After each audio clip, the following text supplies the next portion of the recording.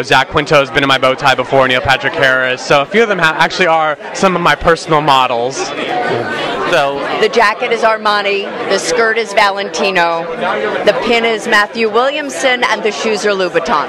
Well, the Drama League to me is about continuing the legacy and the support of people in the theater. I'm beyond grateful and proud to be a part of such an amazing legacy. Well, whenever I listen to myself, I break it apart. I mean, this was one of the first shows that I did in college over 10 years ago. So coming back with the show now, I've always really believed in the show and the message of it, talking about inner beauty and recognizing that in yourself and others.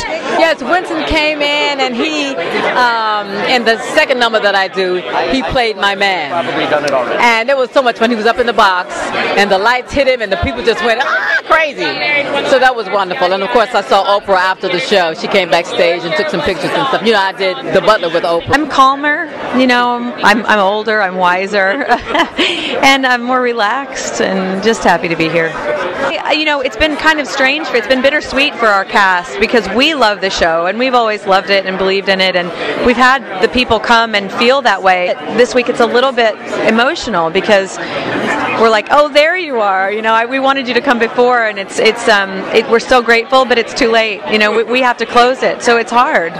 My friends Seth Rudetsky and Jack Plotnick wrote, and that they let me just take off with it. And if you talk to most people about comedy or clowns, you have to have a real dark side and appreciation for pathos to pull off comedy. And one thing I love about Sister Mary Downey is they really wrote a layered character. Knowing me, I cannot wing it like I'm doing right now. So if you hear me say something weird, I'm not very good at winging. But there's something about being in that blue, sparkly outfit, and that's what makes it. Once that last snap goes in, I become the genie instantly, and I just start talking fast, and everything just starts happening. And yeah, I need the costume. It's like a safety blanket. I love it. We thought there was going to be a second life, and then enough time passed that we were like, oh well, that was nice while it lasted. And then out of nowhere, MCC was like, we want to do this show. We want to bring new life to it, and it was a great surprise. But we're very happy about all our nominations and all our hits this year. It's wonderful to be able to give voice to a community that nobody even seems to know about, and to tell that fabulous story, and the feedback's been so wonderful. I think the thing I hear most is people say, I still think about your show days later. I think the Tonight Show chose that number, and why not Lord Edelbert? He hasn't been out much recently. Or the guts to watch myself on TV, but Jimmy Fallon was just the kindest, most generous, playful man, and he couldn't have been lovelier. This groundswell of support and enthusiasm, and I must say it's the most glorious wave to ride. I left the day after I closed the play, so it's like a surreal kind of re-immersion into this world, and I'm thrilled to see my castmates here, and thrilled to see all the amazing people who are doing such incredible work on Broadway this season and off Broadway here. I like Vine and thing. I don't know. It's fun. It's fun. Yeah. She always has people like going into her dressing room with dresses, and I'm like, I'm so jealous. Who doesn't love dresses? I'll let you borrow some. So when people just send you clothes and then you don't have to buy them, you just give them back. That's been a really nice part of all of this. Oh, I don't ever want to know who's in the audience. I hate knowing. I call it you mentally sit in their lap, and I never want to know.